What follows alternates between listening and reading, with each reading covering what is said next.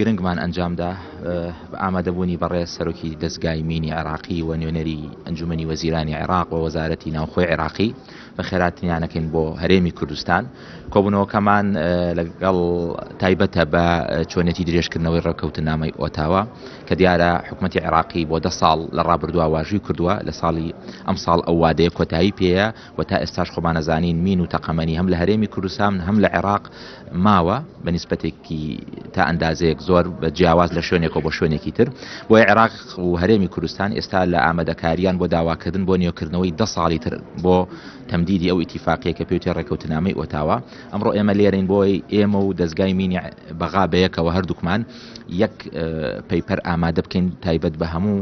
عێراق کە تێیدا هەموو ئەو مبڕیرانە بنووسین کە هۆکارچی بۆ تا ئێستا ئێمە نەمانتوانیوە هەموو خاپاک بکەینەوە و داواکاریشمان چیە لە کۆمەڵگەی نێودەوڵەتی و ئەو ڕێکخراوە نێودەوڵەتیانەش کە ئێستا لە کوردستان و لە عێراقیش کار ئەکەن تاوەکو هەمومان بەیەکەوە بتوانین کۆمەڵێک ئەوراقی تایبەت بەو ڕێکەوتنامێ ئامادە بکەین و